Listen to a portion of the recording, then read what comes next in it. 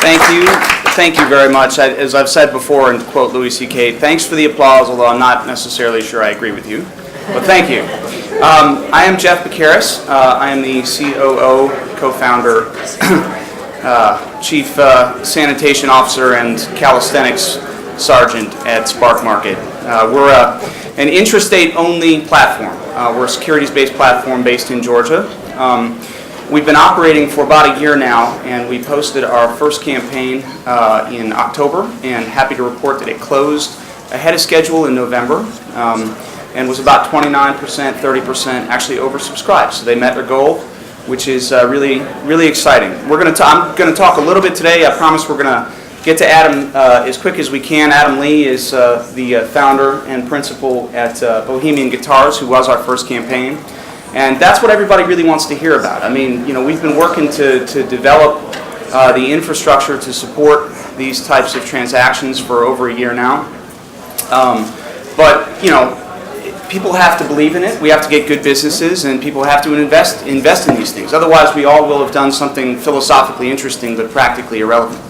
We need good companies, and we need consumers. So SparkMaret's thesis from the beginning has always been that there are going to be two types of portals that are successful in this industry. And by the way, I'm looking for a word other than portal. I want to transition off of that. We're not opening gateways to the fourth dimension or anything like that. So if anybody has suggestions, we're taking them. But go big or go small was our thesis. Go big if you're looking to crowdfund the next Facebook. And if you've got somebody who has the schematics for a perpetual motion machine or cold fusion, great. List on a Jobs Act portal, something that's agnostic to state lines, go for the $1 million. Go for the accredited investors, get the non-accredited investors to follow. I don't have a competitive advantage in that space. We're operating in a small market in the state of Georgia, and you know, a couple of lawyers founded the company, and luckily Marcus joined us to help do our marketing and development and social media strategy later. But we're a startup company ourselves, and we're not really competing to fund the next Facebook. What we're competing to fund is deals with a local character. The mom and pop spots, the brick and mortar, the early stage startups, small offerings, deals with an essentially local character that can use intrastate rules, which are much easier to navigate than the Jobs Act, to do their crowdfunding effectively, grow their customer base that will ultimately become their investors and their brand evangelists. The intrastate phenomenon is something that has been largely ignored because I think a lot of folks in the industry are only focused on going big. But it's my thesis that by transaction dollar value, ultimately you will see interstate deals, Jobs Act deals will be much, much more. They're going to be your deals that are up around $1 million, where the cost of capital makes sense to go out and do those road shows, to put the marketing effort into doing a nationwide campaign. But by transaction volume, the intrastate deals are going to be much, much more. Of course they are, because there are so many more people out there that want to start up a microbrewery, or they want to, you know, crowdfund a solar project in the neighborhood, or they want to rehab a building down the street to put a hot yoga studio in. There are always going to be more of those people, and they're going to be the folks who've got the next big tech idea that's going to be Facebook. So that's the market that we're trying to tap into, and we think that that matches up not only with the philosophy, but also the business case of why crowdfunding is going to work. So what's out there now? What is the intrastate approach? The intrastate approach is doing crowdfunding transactions based on Rule 147 and Section 3A11 of the Securities Act. It's been around forever. If you stay within the four corners of your state, then you don't have to register with the Securities and Exchange Commission. Also, if you stay within the four corners of your state, if you are an intermediary, like we are, a facilitating portal, then you have an intrastate broker-dealer exemption as well. So all of this holds down the cost of capital. Kansas and Georgia were the first two to put a specific crowdfunding intrastate exemption on their books. They did it by regulation. Kansas in 2011, Georgia followed up shortly in 2012. Wisconsin now has a law in place as of a couple of months ago, and there's other known initiatives in these jurisdictions. We've talked to folks in each of these jurisdictions who are either looking to bring something onto their books, or they're in the process of doing it already. We expect that Michigan will be signed into law by the end of the year. And there's going to be more to follow. This is not going to stop. This trend is continuing. Why? Because the states are doing it right. They're looking at it and they're going, all right, we've got small businesses in our states that need capital. And they can't find it. They don't have an effective way to do it. Crowdfunding is something that we trust. It's something that the industry is developing an ecosystem around. What's going to happen in Alabama and South Carolina and North Carolina if they don't put an intrastate exemption in place? They're going to lose talent to Georgia. They're going to lose companies that want to come into Georgia, set up shop in Georgia, and use much easier capital formation regulations and laws in Georgia to capitalize their business. So they're going to lose not only that talent, but they're going to lose the jobs that are going to get created by those initiatives. Adam is going to speak in a couple of minutes just talking about what his experience was like putting an intrastate-only campaign together. The unique thing about the Bohemian Guitars campaign was that using the intrastate model, they were able to raise capital within the state of Georgia through public solicitation of accredited and non-accredited investors, but they could cross state lines for their rewards piece. So it became a hybrid campaign that's a little bit like traditional crowdfunding, and Adam actually ran a successful Kickstarter campaign earlier in the year that provided him with proof of concept that he was going to have folks to support the rewards portion of the campaign. So they can cross state lines, and what does that do? It brings more people into the process, more people are able to support the campaign, and it increases the media awareness around the campaign as well. So then it cycles back in on itself so that more folks that could potentially invest in the company in the state of Georgia knew what was going on, heard about it, saw it through different channels, wanted to get involved, did get involved. We're kind of at SparkMaret calling this the Bohemian model. I haven't vetted that through Adam yet. I hope he's okay with that.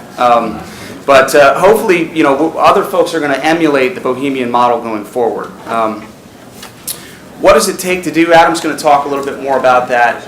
And everybody in this room knows this at this point. You cannot put anything up online and hope that people are simply going to give you money. The Bohemian campaign represented months and months and months of work on the campaign before it ever went live. Just because it's an intrastate campaign and the laws are easier to comply with at the outset, during the campaign, and after the campaign, doesn't mean that it isn't a securities capital raise just like any other transaction. Audio, visual, roadshow, traditional media, social media, all of that went into designing a campaign that ultimately worked. And I'll let Adam talk more about that, but I just want to let y'all know what is happening in the intrastate movement now. So we have Kansas and Georgia who have taken a regulatory approach. Their securities commissioners have looked at their code, and they've taken that securities exemption that's at the end of every code that says, and anything else the securities commissioner wants to exempt, they can exempt. Well, in Kansas and Georgia, they've said, let's put crowdfunding into place. So they both have regulations on the books where you can raise up to $1 million through general solicitation if you stay within the four corners of those states. Wisconsin now has a law. Idaho is strange. They have actually granted specific exemptions, although, as I understand it, they don't have a regulation or a law in place yet. So that's a third approach, is nobody ever thinks of, well, maybe I could actually just write them a letter and they'll let me do this. Sometimes they do, which they did in Idaho before. States are going to do it differently. Some states are going to have higher caps on individual investor limits. In Georgia, it's very high. It's $10,000 per unaccredited investor per transaction, which is way higher than the Jobs Act. The Jobs Act, of course, has an income-based formula, but it's $2,500 essentially is the cap, and that's per year. So a lot of people think that investor limit in Georgia per transaction is way too high, but people will have debates about that. It'll vary from state to state. Maximum raise amount. Some states are going to stop at $1 million. Others are going to raise that to $2 million. It'll probably raise over time. Some might restrict that to $500,000. The filing requirements will be different from state to state as well. What do we see? We're going to see that states are going to look at this concept and they're going to apply it differently. They should. This is the notion of federalism. And when the SEC sees that this is working in Georgia and other states on a 2-page regulation, hopefully, eventually they're going to realize they don't need 585 pages of regulations to tell people how to do it effectively and safely and efficiently on a national level. When the SEC came out with its regulations in October, Sorry. Yes. The reason I'm confused about that is because I didn't spend a whole lot of time waiting for those, because we were already operating and we knew we had a business model that was working. We went down the line to look at the portal safe harbor to figure out what the portals need to be doing to operate as unlicensed broker-dealers using the Jobs Act exemption. Are we doing this? Yes. Are we doing that? Yes. Are we doing that? Yes, we are. Our portal fit within all of those safe harbor provisions. And I didn't have an advanced copy of the SEC's regulations. I did it because it was good business sense and it was safe to do it that way. We didn't need 585 pages to tell us how to do it. We did it on 2 pages in Georgia. There are big challenges here. I mentioned this at the outset. If we don't get good companies to list and we don't get people to invest in them, then this is all very interesting, but none of it will matter. We have a lot of challenges in this space. We have legal and regulatory challenges. We have technology challenges. We have partnership challenges, brand management challenges, fraud mitigation challenges. All of it leads back to more good deals. We need more good deals, good curated deals that the communities are going to support. And so that's what our efforts are going into now, is investor and business education in particular. Can we do enough of those? I hope so. I certainly would like SparkMaret to be more than a hobby. We've done 1 transaction now. We have a couple more that we feel great about in the queue, but we need more. Can we actually achieve economies of scale if we're only operating on an intrastate level? That's a challenge, and we work on that all the time. Fraud mitigation and remediation, this is a big thing in the industry. Every time we see literature come out, we see press come out, it's always about fraud. There are other people in this room that can speak more intelligently to that. But what I can say is, and that what I took from a previous conference that I attended with their really intelligent folks who were running the ASOB platform in Australia, said, look, yes, this is going to be a problem, as it's a problem in every financial-based industry. But guess what? There are easier ways to rip people off. You've got to jump through a whole lot of hoops here to actually effectively commit fraud in crowdfunding. I'm not nearly as worried about it as others are. But nevertheless, we have to be vigilant about that, because ultimately it's an industry-wide brand management issue. I'm going to turn it over to Adam at this point. I tried really hard to think of a joke about the weather, but I don't think it's that funny. But because it was really hard to land the SparkMaret helicopter on top of the building when we get here today. So I'll turn it over to Adam to talk about some of his successes and challenges in the campaign.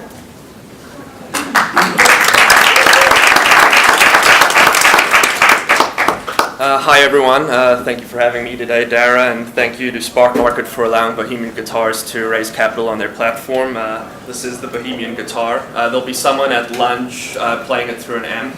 I would try to demo it for you right now, but it all runs out the window there because I'm not really a guitarist. My brother is. So as Jeff stated, we did a Kickstarter campaign in January in which we raised $55,000. Our goal was $32,000, which we did in 6 days. And what no one really ever brings up at these conferences is crowdfunding is all about the social proof. If I were to go around telling everyone I was making an oil can guitar, you'd all laugh at me. But we had over 30 countries back us on Kickstarter. Since then we're selling at urbanoutfitters.com. So having that social proof going into one of these equity crowdfunding campaigns really gives you the momentum you need. But as far as what does it take to run and complete a successful interstate equity crowdfunding campaign, you can only speak to that if you've gone through it. There's lots of crowdfunding experts who've never crowdfunded anything. As Jeff stated, it's just like any typical capital raise. A lot of personal relationships need to be established before someone's willing to commit money. There were 3 hurdles that I had to get over. Firstly, the state of Georgia may be advanced in the regulations when it comes to crowdfunding, but the public is really uneducated. So I had to educate people, both non-accredited and accredited investors, as to what crowdfunding is. Then I had to educate them as to what IGE is and why these non-accredited investors can now invest through this platform. And then after going through that process, I had to convince them why they should invest in a oil can guitar company. So I may look 45, but I'm only 28. It's just been a strenuous process. So that education piece is really going to be the biggest hurdle for everyone. That was really my pain point. I'm not a securities lawyer. I don't have any securities background. My background's in IT project management. So having people like Jeff run these platforms, I could direct investors to Jeff and his team. He, explained to them, what the Jobs Act is, what IGE is, what SparkMaret is, and it was a tremendous help. So having a core group of people behind these platforms that can actually speak to the regulations is going to be a big help for the entrepreneurs trying to raise money. As to, equity campaigns versus rewards-based campaigns. Rewards-based, you've got this call to action. We need to raise X amount of dollars in order to make this product a reality. A lot of social media, a lot of marketing, a lot of PR goes into that. We tried that. We tried to get our social media engaged. We've only got 10,000 likes on Facebook. For us that's significant, but for other brands that's minuscule. So that didn't really drive any traffic to our equity campaign because we didn't have a call to action on the reward side. It was more like, if you want to support, you can buy a guitar through SparkMaret, but it wasn't reach a minimum. So it's a different type of tactical approach, which I'm still trying to figure out if I were to do it again, how I would tackle it that time. But as far as the success of the campaign, how it impacted Bohemian Guitars, what we did in Georgia, I'm now getting contacted by several companies in the state of Georgia who don't know anything about crowdfunding, don't know anything about the Invest Georgia exemption or the Jobs Act, and through my self-taught process, I'm educating them as to how they can go about raising money for their company. But in addition, we've now been bombarded by investors outside the state of Georgia who are impressed with what we've done with crowdfunding, impressed that we had the courage to take on this as one of the first in the nation. And as a result of that, we've now opened up a profile on Fundable, which is receiving extreme investor interest. And again, it's all about that social proof. We proved the concept on Kickstarter. We proved that there is an investor base that wants to invest in a company, in an oil and guitar company. We've now got Robert Plant of Led Zeppelin who has a guitar. Dan Auerbach of the Black Keys has a guitar. Ryan Miller of Guster has a guitar. ZZ Ward, the next big rock and roll female star, has a guitar right now. These are all personal instruments that they're playing. We didn't have to pay them to take the guitar from us. They've posted pictures at their own will. So the social proof is there. We're now getting the artists there. We had interest from the New York Times. They were really interested in the story. We've had interest from the Wall Street Journal. I've yesterday just received interest from the Urban Outfitters of the Philippines, who has 27 retail chains in the Philippines who are really interested in buying this product. So we're really ready to roll this out at the NAMM show in Anaheim, and there's lots of dealers and buyers interested in the product because of what we've proved with crowdfunding. There's really no vetting like being vetted by the crowd. All of you in here can do your research on me, but when you start getting 5,000 people from around the world Facebook requesting you because they saw your profile on Kickstarter and really digging into who is Adam Lee, they can find anything from an arrest record to who your mother is. So there's really no vetting from the crowd. So when people are asking you, what are the risks involved, the vetting process of a crowdfunded equity campaign is much more stringent than me going to pitch Dave McClure in Silicon Valley. What advice would I give entrepreneurs and businesses looking to utilize Intrastate crowdfunding? There's a lot of groundwork that goes in. 3 months before we launched our campaign on SparkMaret, I started going around to friends and family, to investors that I had interacted with in the Atlanta community, to tell them what we're doing, what the Jobs Act is, what IGE is, why Georgia's so special, and why we're raising money. So it was a lot of groundwork, a lot of relationships, a lot of meeting people for coffee over and over again, a lot of speaking to people on the phone, even the couple investors that only put in $1,000, we treated them as if they were going to give us $100,000. So it's a 24/7 job raising money, and then you still got to try and build the business. So you've got to have a core team to help you promote the company, help you go out and meet with investors, and it's a pretty tedious process. I'll probably hold off from doing another equity crowdfund for a couple of months at least. Maybe we'll see how it goes. But Another thing post-campaign is, I went to try and meet with the Atlanta angel community to raise money. I went to banks to try and get loans to finance purchase orders. And the banks gave me the same response. We'll give you a loan or a line of credit when you have $1 million in revenue. Well, I need your money so I can get to $1 million in revenue. The angel community is now reaching out to us because they saw us on the Wall Street Journal and they've seen what we've done on crowdfunding. So the same people that I was trying to court over and over again, this is a really good investment opportunity for you, didn't give me the time of day, have now given me they now really want us to, they really want to invest. We've been invited to the gathering of the angels in January, which is the top 30 accredited angel investors in Atlanta. So social proof is my theme of the day, and I think that's really where people need to focus on.